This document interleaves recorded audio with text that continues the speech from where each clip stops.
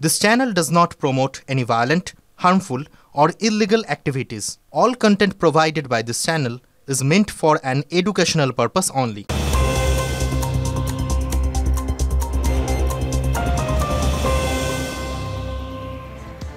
রাজ্য সরকারের বিরুদ্ধে বিএলও ইআরওদের বর্ধিত ভাতা আটকে রাখার অভিযোগ করা হচ্ছে, আর সেটা নিয়েই এখন সরগরম বঙ্গ রাজনীতি।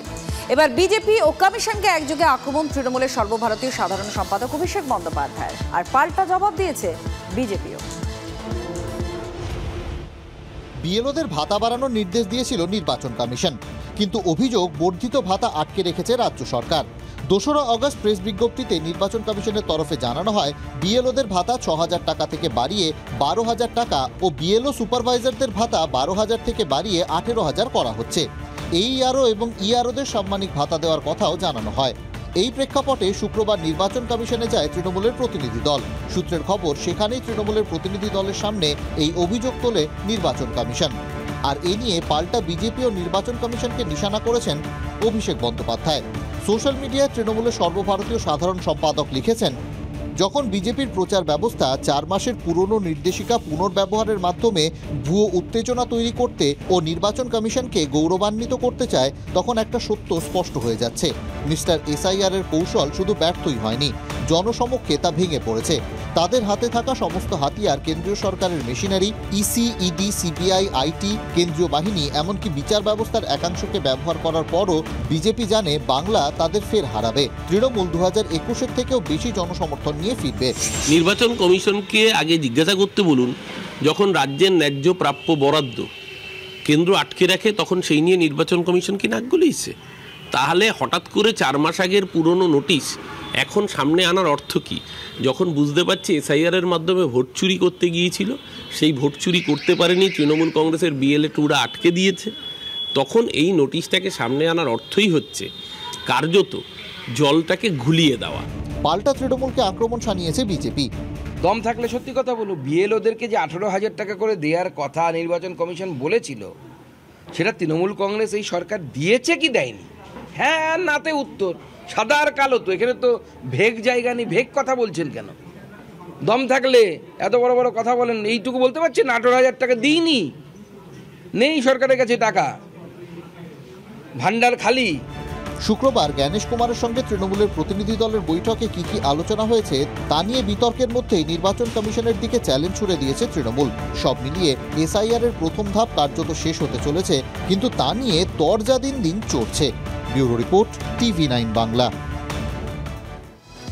পরপর 3 দিন মুখ্য নির্বাচন কমিশনারকে নিশানা বিজেপির রাজ্য সভাপতির। বিএলওদের নিরাপত্তার দায়িত্ব কমিশনের বলেন শ্রমিক ভট্টাচার্য। আপনি দিল্লিতে বসে থাকবেন না, বাংলায় আসুন। মুর্শিদাবাদ, মালদা, বীরভূম, গোসাবায় যান। জ্ঞানেশ কুমারকে এই বার্তা শ্রমিক ভট্টাচার্যের। এতদিনে বাস্তব বুঝতে পারল বিজেপি, খোঁচা তৃণমূল কংগ্রেসের। নির্বাচন কমিশন দিল্লিতে জ্ঞানেশ কুমার বসে থাকবেন, উনি জ্ঞানগর্ভ 2-3টে স্টেটমেন্ট দেবেন, আর পশ্চিমবঙ্গের স্থিতি অন্যরকম হবে, এটা হতে পারে না। নিরাপত্তা দিতে হবে নির্বাচন কমিশনকে, দিল্লি থেকে বসে থাকলে হবে না। প্রয়োজন হলে জ্ঞানেশ কুমারকে এখানে আসতে হবে।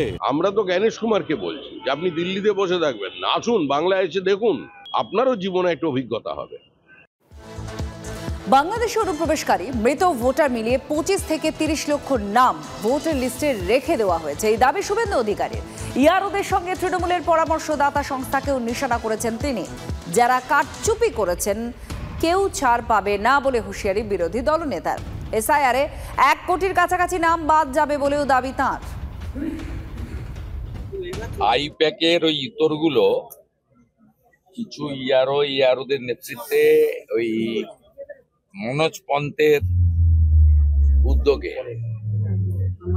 25-30 লক্ষ এইরকম বাংলাদেশি অনুপ্রবেশকারী মৃত ভোটারের নাম রেখে দিয়েছে। এই কারণেই ইলেকশন কমিশন সঠিকভাবে নিরপেক্ষ অবজারভার জোন ওয়াইজ এবং জেলা রাজ্যে দিয়েছে। শ্বশুরকে বাবা, বাবাকে শ্বশুর বানানোর খেলা ধরা যাবে, ধরা পড়বে। সঠিক এসআইআর হলে 1,25,30 লক্ষ লোকের নাম বাদ যাওয়া উচিত। এখানে 100% এসআইআর হবে না, তারপরেও 1 কোটির কাছাকাছি নাম বাদ যেতে বাধ্য। প্রথম রাউন্ডেই 1/2 কোটির বেশি নাম বাদ যাবে। সোফার মাই ইনফরমেশন অ্যান্ড নলেজ 41 লক্ষ নাম অলরেডি ডিলিটেড। অপদার্থ ইলেকশন কমিশন নিজেদের কাজটা ঠিক করে করতে পারে না।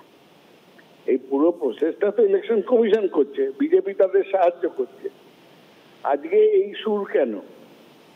এটা কি হতাশার বহিঃপ্রকাশ না হতাশার হাহাকার যে এত লক্ষ লোক রেখে দেওয়া হয়েছে?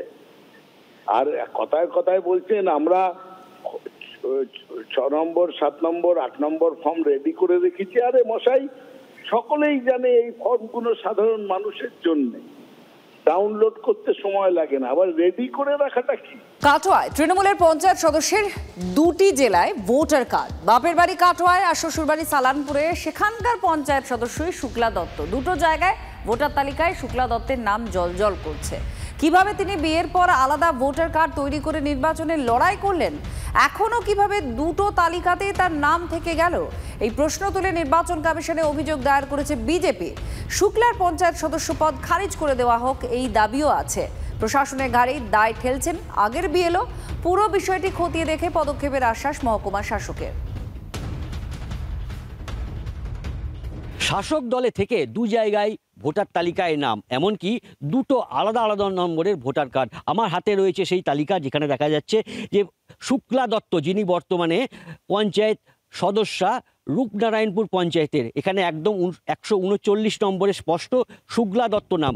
পাশাপাশি দেখতে পাচ্ছি যে পশ্চিম বর্ধমান বিধানসভা নির্বাচন ক্ষেত্র বারবনি, সেখানে 56 নম্বরে দেখা যাচ্ছে শুক্লা দত্ত স্বামী অভিজিৎ দত্ত, যিনি একজন জনপ্রতিনিধি। তার 2 জায়গায় ভোটার তালিকায় নাম কিভাবে থেকে গেল, বা 2টো আলাদা আলাদা নম্বরের ভোটার কার্ড কিভাবে, এই প্রশ্ন ইতিমধ্যে শুরু হয়েছে। এশিয়ার রাজ্যে চলছে, হয়তো 2টো নাম কোনোভাবেই টিকবে না, কিন্তু প্রশ্ন নাম একটা কি বাদ পড়বে?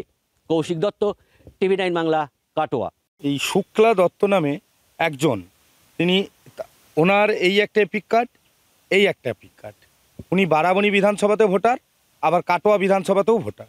তাছাড়া উনি হচ্ছে এই 2টো ভোটার কার্ড একটা মানুষের কি করে থাকতে পারে? ওনার বাবা হচ্ছে এই শ্রীরাম দত্ত, তৃণমূলের একজন মেম্বার, উনি পঞ্চায়েত সদস্য, ওর বাবা।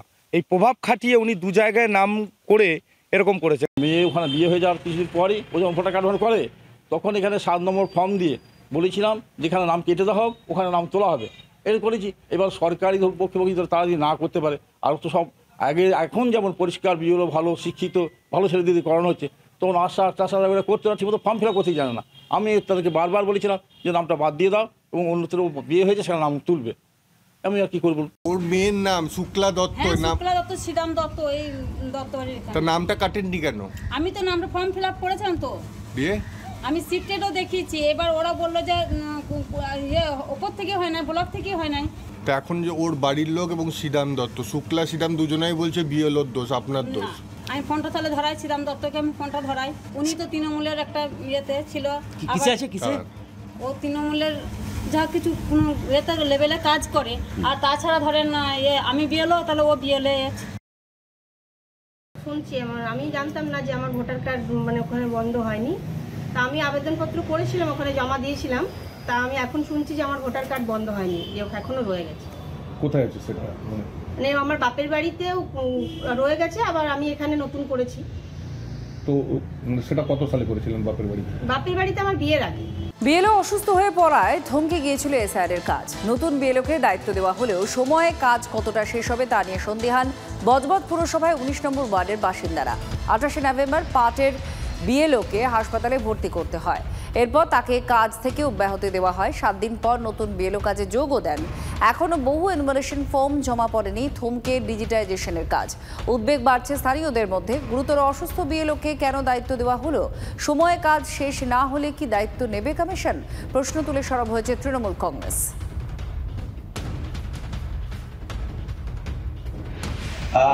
শারীরিক পুরো একটা নির্যাতনের মতো অবস্থা। এটা এত প্রেসারাইজড এই কাজটা, আর এত কম সময়ের মধ্যে করতে হচ্ছে, মানুষ এমনিতেই শরীর খারাপ হয়ে যাবে অসুস্থ পড়ে। কতদিন অ্যাডমিশন ছিলেন হসপিটালে? আমি তো 12 দিন আমার তো নিউমোনিয়া হয়ে গেছে। আমার এমনি হার্টের ওষুধ ব্যবহার করি, তারপরে আমি ইনহেলার ব্যবহার করি। ওদেরকে বলেছিলাম যে আমার এরকম অবস্থা, আপনারা একটা এক্সট্রা বিএলও দিন আমাকে। বলছে আমাদের কাছে এখনো কোনো নির্দেশ আসেনি। প্রথম থেকে আমি নোট এসছে। এই জন্য তো দায়ী নির্বাচন কমিশন। একটা মানুষ অসুস্থ জেনে বুঝে এবং সে বারে বারে বলার পরও তার কোনো কথা কর্ণপাত করেনি। সেই ভদ্রলোকের বয়স হয়ে গেছে প্রায় 59 বছর বয়স। সেই 59 বছর বয়সে লোকের উপরে যে এত প্রেসার, সেই প্রেসার হওয়ার ফলে সে আরো অসুস্থ হয়ে পড়ে। এসআরের মধ্যে অসুস্থ পিংলার এক এইআরও। মল্লিক বাজারে একটা বেসরকারি হাসপাতালে তাকে ভর্তি করা হয়েছে। তার পরিবার দাবি করছে এসআরের কাজের চাপেই তিনি অসুস্থ হয়ে পড়েন।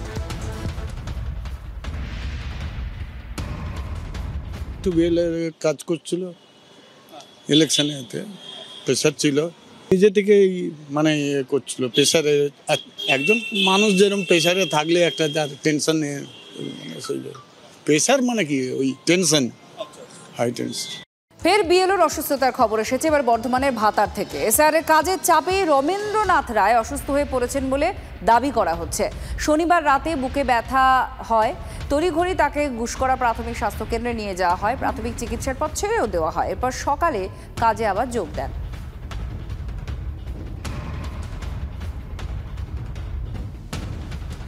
শরীরে হঠাৎ যেটা হলো, কাজ করতে করতে হঠাৎ মাথা ঘুরছিল, তারপরে তো মাথায় তেল জল দেওয়া হলো, আদার্স যে ইয়েটা থাকে সেটা করা হলো। তারপরে কয়েকবার বমি হলো, বমি হওয়ার পরে শরীরে যখন ঘাটতি পড়ছে তখন আরও 3 দিন ডেকে গাড়ি ডেকে হাসপাতালে ব্যবস্থা। বিএলওরা কাজ করতে গিয়ে কি আমরা শরীর বিএলও কাজ ধরুন সরকারি চাকরি করছি, প্রেশার একটা অলরেডি থাকে, কারণ টাইমটা আমাদের খুব কম।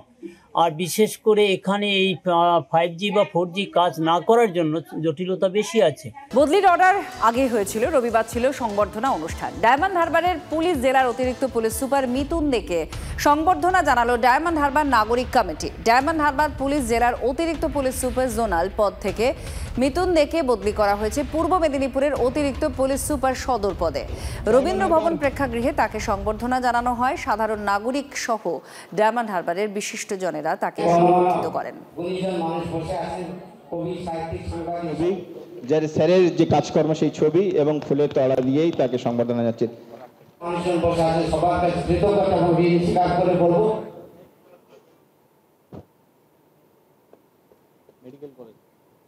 কিছু না, আমরা সবাইকে সময় বেশি দিতে চাইছিলাম, কিন্তু এত মানুষ সবাইকে দিতে হবে, অনেক গুণীজন মানুষ। শেষের মুহূর্তগুলো যে ভালোবাসা বা যে উষ্ণতা তাদের কাছ থেকে পাচ্ছি, তাতে করে মানে সেটা আলাদা করে একটা ঋণ এবং আলাদা একটা ইন্সপিরেশন নিশ্চিতভাবে। কারণ আমার মনে হয় যে এটা আরো বেশি আমাকে এটা একটা রেসপন্সিবিলিটি অবভিয়াসলি। পরে যেখানে কাজ করার সুযোগ পাবো সেখানে আরো বেশি বেশি করে পাবলিক সার্ভিস রেন্ডার করার চেষ্টা করব। আমার মনে হয় যে প্রচুর মানে এটাই বারবার মনে হচ্ছে, খুব সত্যি কথা বলছি মন থেকে, যে এতটা যোগ্য কিনা। তো সেটা বারবার আরো বেশি ইন্ট্রোস্পেকশন করার চেষ্টা করব। যেগুলো ত্রুটি থেকেছে, ভুল থেকেছে, সেইগুলো আরো বেশি যদি ওভারকাম করা যায় সেটা আরো চেষ্টা করব। ধর্ষণদায় আখড়ার জিন্সের প্যান্টের কারখানায় ভয়াবহ বিস্ফোরণ হয়। জিন্সের প্যান্ট রঙের জন্য রাখা যে কেমিক্যাল, সেটার ঘরেই বিস্ফোরণ হয়। ঘটনায় বেশ কয়েকজন জখম হয়েছেন। গুরুতর অবস্থায় দুজনকে হাসপাতালে ভর্তি করতে হয়। এসএসকেএমেও নিয়ে যাওয়া হয় কয়েকজনকে। কী কারণে বিস্ফোরণ সেটা এখনো স্পষ্ট নয়। এদিকে শিউরিতে, বীরভূমের শিউরিতে গাড়ি উল্টে ভয়াবহ আগুন লাগে। করিদ্ধা গ্রামে নিয়ন্ত্রণ হারিয়ে গাড়িটা উল্টে যায় বলেই খবর, তারপরে আগুন ধরে যায়। হতাহতের এখনো কোনো খবর নেই। দমকলের বিরুদ্ধে দেরিতে আসার অভিযোগ করছেন আবার এলাকাবাসী। কিভাবে গাড়িতে আগুন লাগলো সেটা স্পষ্ট নয়। বাইক দুর্ঘটনায় মৃত্যু হলো এক পথচারীর। এই ঘটনায় ব্যাপক উত্তেজনা ছড়িয়ে যায় বাদুরিয়ার সংগ্রামপুরের তেঘরিয়ায়। বাইকে আগুন জ্বালিয়ে প্রতিবাদ দেখান গ্রামবাসীরা। বিক্ষোভের জেরে বন্ধ হয়ে যায় সংগ্রামপুর কাটিয়াহাট রোড। পুলিশের নিষ্ক্রিয়তার জন্য দুর্ঘটনা বলে অভিযোগ স্থানীয়দের। পরিস্থিতি নিয়ন্ত্রণে আনতে গেলে বিক্ষোভের মুখে পড়তে হয় বাদুরিয়া থানার পুলিশকে।